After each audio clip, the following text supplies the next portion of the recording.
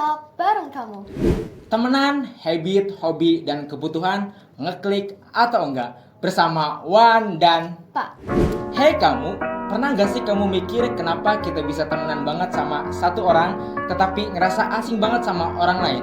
Padahal kita satu jurusan, satu organisasi, bahkan satu tongkrongan. Nah, di episode kali ini kita akan bahas serunya pertemanan. Mulai dari kebiasaan, hobi, sampai kebutuhan yang kadang gak kelihatan, tapi sangat menentukan apakah kita bisa klik sama seseorang. Temenan dan kecocokan karakter. Menurut psikologi sosial, kita cenderung dekat dengan orang yang punya kesamaan, entah itu nilai, kebiasaan, atau gaya komunikasi. Makanya temenan gak hanya sekedar ketemu tiap hari, tapi nyambung-nyambungnya pola pikir dan cara hidup. Kadang kita berteman karena faktor lingkungan, entah satu kelas atau satu organisasi.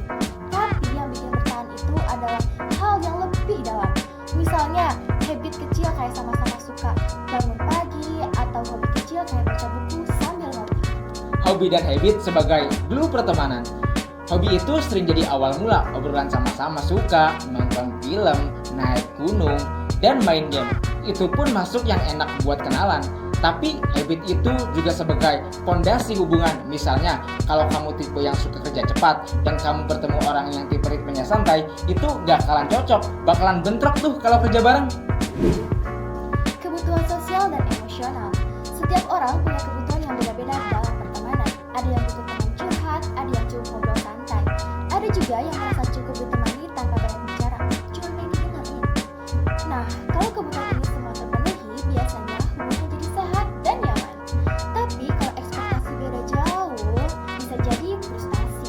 Makanya penting banget untuk komunikasiin kebutuhan dalam relasi, bahkan pertemanan sekalipun. Jadi temenan itu bukan seberapa sering kita ketemu, tapi seberapa kita saling kenal habit, hobi, dan kebutuhan masing-masing. Teman yang ideal itu bukan yang selalu ada, tapi yang tahu kapan dekat dan kapan harus memberi ruang.